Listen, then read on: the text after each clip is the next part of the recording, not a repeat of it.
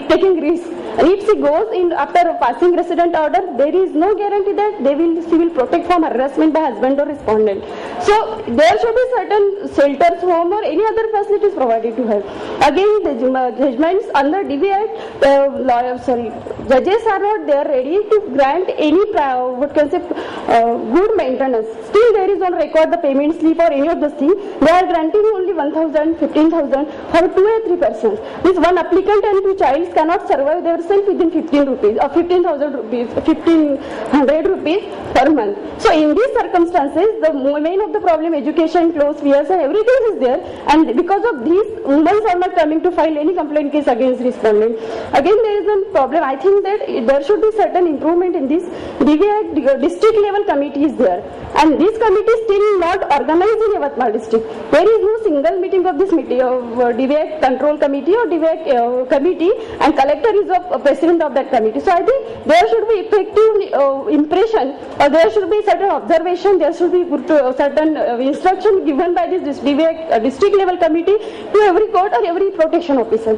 Protection officer shall not be appointed by revenue authority. I think because revenue authority appoint every protection officer, that is Tahsildar, Nayab Tahsildar, they don't have any knowledge of procedure of DV Act, and they don't have any sensitization about this. So protection officer shall be appointed by the family court or magistrate, that there should be certain opinion, or they should know what is the violence, what is domestic violence, what should be procedure. So this improvement shall be there. I feel again that shelter home and counseling facility should be at every district level. Because of that, no matter can be compromised, or intention of this act is defeated because of this infrastructure and this all. Again, I would like to say that appeal just on the ground of any woman, she comes to the door under DV Act for filing any complaint. So as soon as she appears to the court and she proves that there is a prima facie case against her on the ground of MACT Act, we are just granting no fault liability, but somewhat compensation to her. On that ground, certain compensation should be granted in DV Act. Again, she appears to the court and files reports and appear for that, and thereafter matter should be proceed with whether that how much compensation shall be granted or whatever may be there. Because of this provision, it will be the woman who comes under DV Act, she will get certain relief, and she will feel that someone is there to take my cognizance. Again, delaying lodging, delaying proceeding is very normal thing for every judges. They consider that still we cannot establish, or we cannot go through examination, cross-examination, respondent defendant's opinion and argument. We cannot decide the matter. So delay in this all procedure, she regularly attends to the court with child, and she has to suffer many of harassment, mental harassment, economical harassment, and because of this also, this purpose of this act is defeated. And that's all. Thank you. Advocate Smita Singalkar.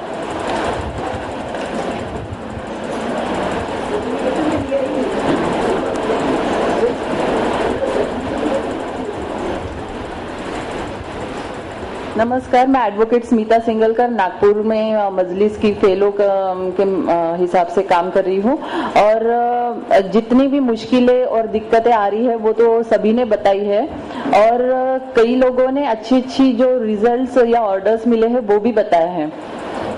तो नागपुर में एक यानी उपराजधानी जिसको हम बोलते हैं, वहां पे काम करते हुए वहां हाई कोर्ट है, फैमिली कोर्ट्स है, सब फैसिलिटीज होने के बावजूद भी हमें ये अगर मुझे खुशी मिलती कि मैं कोई अच्छा ऑर्डर बता पाती, ऐसा मेरे नसीब में नहीं है। इसलिए मैं फ्लेविया मैडम से बोल रही थी कि आप प्लीज वहां पे आइए, आप जैसे कई लोग वहां आने की जरूरत है कि वो जजेस को समझाए। हम कितने भी अच्छे से इम्प्लीमेंट करें, हम औरतों को वहां तक लाए, आखिरकार हम कमजोर पड़ते हैं या क्या कहाँ कमी रह जाती है, हम एक उदासीनता महसूस करने लगते हैं कि हमने ये औरतों को क्यों बोला डोमेस्टिक वायलेंस में केस डालने के लिए, क्योंकि जजेस हमें बिल्कुल ही रिस्पॉन्स नहीं देते हैं। वो JMFC हो या फैमिली कोर्ट के हो, जजेस में बहुत ही सेंसिटाइजेशन कम है। तो फ्लेविया मैडम और बाकी उनसे रिलेटेड जो भी लोग हैं वो प्लीज नागपुर में आए और वहां के जजेस को ट्रेनिंग दे। और इसमें DV एक्ट में जैसे बताया गया है कि 6 दिनों के अंदर अंदर आपको कुछ एक इंटरिम ऑर्डर करके तो भी मिलना चाहिए, और इंटरिम ऑर्डर देने में भी जजेस इतना कतराते हैं जैसे ये परमानेंट ऑर्डर हो गया हो।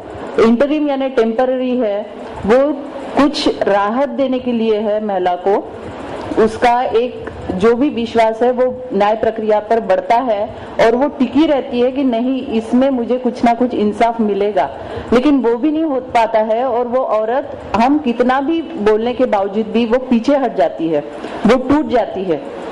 बाकी के समाज के कई अन्य घटक है जो उसको तोड़ने में हमेशा मददरूप होते हैं, और इतनी खुद से और अपने आप से समाज से लड़ते हुए वो औरत अगर कोर्ट तक आती है और वहां पे भी उसको न्याय के लिए एक कुछ आशा भी नहीं दिखती है, तो वो निराश होकर वो केस से पीछे हट जाती है।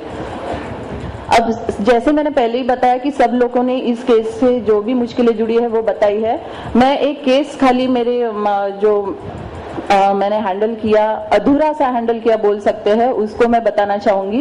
एक मेयो हॉस्पिटल में काम करने वाला जल्लाद व्यक्ति, जल्लाद आप सभी जानते होंगे, जो पोस्टमार्टम के लिए चीर-फाड़ करते हैं और जो खून निकलता है उसको पानी से धोना या फर्श पे गिरा हुआ खून साफ करना। तो वो लीगल एम्प्लॉय नहीं था मेयो हॉस्पिटल का, लेकिन उसके लीगल एम्प्लॉय के हाथों में जो कुछ छोटे मोटे कर्मचारी रहते हैं वैसे वो काम करता था। तो कुछ 5-50 रुपए लिए एक बोतल अपनी पूरी दारू की हजम करके वो काम करता था। तो इतना यूज्ड टू हो गया था वो बॉडी को चीरना, काटना, वो सब खून देखना, तो उसकी जो टेंडेंसी थी वो घर में भी थी। एक दिन वो अपनी लड़की को यानी पूरे उसके लड़की के कपड़े उतार के उसके साथ जबरदस्ती करने की कोशिश में जिस दिन था, उसी दिन उसकी माँ वहां पे पहुंची और वो लड़की बच गई। 11 साल की लड़की अपने ही पिता के हाथों बलि चढ़ते चढ़ते अपनी माँ की वजह से बच गई। तो उसी वक्त उस माँ ने सोचा कि मैं इस पति के साथ नहीं रहूंगी, मैं घर छोड़ के चली जाऊंगी। लेकिन उसके साथ और एक छोटा लड़का भी था और उसने सोचा कि आज मैं बच्चों को लेकर रास्ते पर तुरंत ही नहीं जा सकती हूँ। तो उसने 8 दिन कुछ उसको लगे कि पैसे जुड़ाना या अपने रहने की कुछ ठिकाना ढूंढना। फिर वो 8 दिनों के बाद पैसा इकट्ठा जब हुआ, वो घर छोड़ के चली गई। उसकी सास भी उसके फेवर में थी, जेठानी भी फेवर में थी कि इस पति के साथ, ऐसे लड़के के साथ तुम मत रहे। वो चली गई, लेकिन 5 महीने बाद जब उसको पता चला कि उसकी सास की डेथ हो गई, तो वो अंत्य विधि जो भी होती है वो सब विधियां पूर्ण करने के लिए वो अपने घर में आई, ससुराल में आई, क्योंकि उसका बहुत अटैचमेंट था अपने मदर इन लॉ के साथ। तो जैसे ही वो सब विधियां पूर्ण करके सब लोग घर में आए, इसका पति भी इसके पास कुछ बात करने के हिसाब से या जैसे भी उसको प्यार से कुछ बोलने के लिए आ रहा हो, ऐसे इसको लगा, उसने पास लिया, उसको प्यार से कुछ बातें करते करते बहुत अच्छे से उसके सर से हाथ घुमाया, यू करके झट से सर्जिकल ब्लेड से काट दिए। उसको बिल्कुल ही नहीं समझा अपने साथ क्या हो रहा है, वो खून से लथपथ हो रही थी। उसको समझने से पहले उसने यहाँ से काट दिया, एक यहाँ पे। फिर उसकी लड़की आ गई कि अपने माँ के साथ ये क्या हो रहा है, वो खून से लथपथ हो रही है और माँ कुछ भी नहीं बोल रही है, कुछ भी रिएक्ट नहीं कर रही है। तब लड़की चिल्लाने लगी, खून खून, माँ को मारा, माँ को मारा। तब ये माँ कुछ रेजिस्ट करने लगी, हाथ वगैरह बीच में लाए तो हाथ कट गए। उसकी जगह कमर से लेके सिर तक 8 जगह उसने काट रखा था। टाके कितने थे अनगिनत, उसको कुछ भी पता नहीं। और फिर लड़की बीच में आई, चिल्लाने लगी, कुछ लोग दौड़ के आने लगे, ये देख के उसने लड़की को भी काटा। लड़की इतनी शॉक में थी। हम जब मेयो हॉस्पिटल में गए, मेरे साथ और एक लेडीज थे जिन्होंने सोशल वर्क करती है वो, उन्होंने मुझे ये केस के बारे में बताया और बोले कि मैडम इस केस में हमें अर्जेंटली कुछ रिलीफ इसको देना है, कुछ करना है। तो मैं बहुत सुन हो गई कि ये जल्लाद शायद वहीं पे कहीं होगा, मुझे भी काट देगा या क्या करूं क्या नहीं करूं, मुझे समझ नहीं रहा था। जो अपनी बीवी बच्ची के साथ ऐसा कर सकता है वो तो एक यानी जो अनजान लेडीज है उसके साथ तो कुछ भी कर सकता है। तो मुझे जितने भी पहचान के लोग थे, मैंने 2-4 लोगों से बात की। कुछ लोगों ने बोला जाइए, कुछ ने बोला नहीं जाना, आपके ऊपर भी अटैक हो सकता है। लेकिन असीम जो यहाँ पे बैठे हैं, मैंने उनसे भी बात की।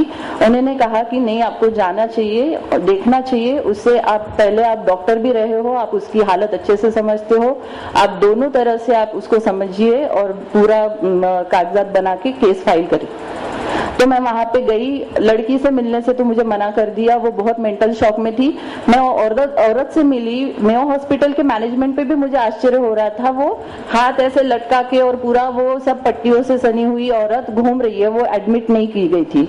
हमने डॉक्टर से मिलके बोला भी कि इतनी उसको जख्म है पूरे शरीर पे, फिर भी आपने उसको एडमिट नहीं किया। बोलते कि नहीं, वो आईपीडी की पेशेंट नहीं। आईपीडी में खाली उसकी लड़की को रखा है। अब आईपीडी में लड़की है तो ओपीडी में रहने के लिए खाली माँ है उसके साथ, और माँ अपनी ड्रेसिंग के लिए जा रही थी, उस दरम्यान भी वो आया जो उसका पति था, और उसने बोला कि इस बार तो बच गई, नेक्स्ट अभी कभी तुम मुझे मिलेगी तो मैं जिंदा तुझे काट डालूंगा, तू बचेगी नहीं। उसने सब स्टोरी मुझे बताई, मैंने पूरा केस वहां पे बनाया।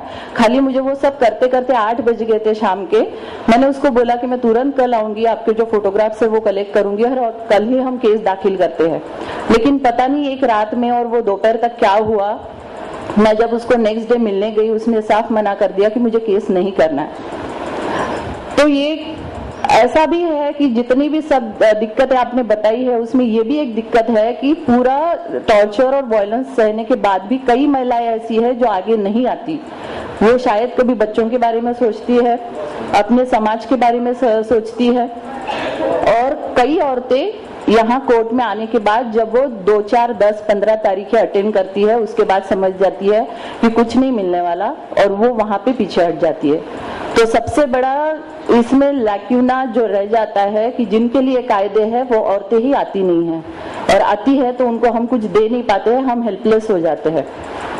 तो मुझे अपने दिल से किसी को अगर मदद करनी है तो करने की मैं ठानने के बाद भी कुछ नहीं कर पाती हूँ। इससे बड़ी मेरे लिए कुछ क्या बोल सकते हैं, मेरे में एक मैं हार महसूस करती हूँ। वो मुझे नहीं चाहिए मेरी हार, मुझे हमेशा जीतना है और ऐसे औरतों के पास पहुंचना है।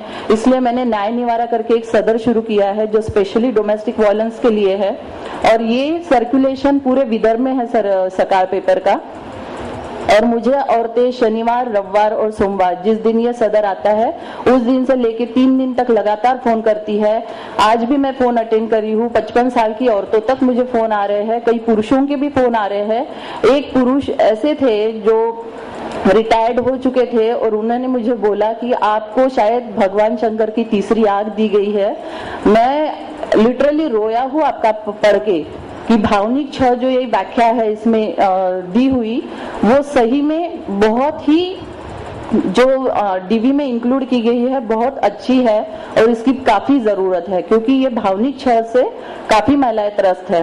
मैंने हमारी बेटी हमें बोलती थी, हम समझ नहीं पाए, और एक दिन उसके मरने की हमें खबर आई, तब हमें बहुत बुरा लगा कि हमने उसको समझा क्यों नहीं, और तब ये कायदा शायद था भी या नहीं हमें पता नहीं था। तो मैं ये समझ रही हूँ कहीं पे तो भी मुझे सुकून मिल रहा है कि ये कायदा मैं उन लोगों तक पहुंचा रही हूँ। छोटे छोटे गांव से भी फोन आते हैं, दोपहर में आपको पता है गांव में लोग बैठते हैं चौकड़ी बना के और वहां पे डिस्कशन होता है। तो अगर एक जना पढ़ता है तो वो 10-15 लोगों को बता रहा है और ये कायदा लोगों तक दूर दूर तक पहुंच रहा है। तो मैं कहीं तो भी कामयाब हूँ, कहीं तो भी हारी हुई हूँ। तो ये मेरे अनुभव थे। Thank you.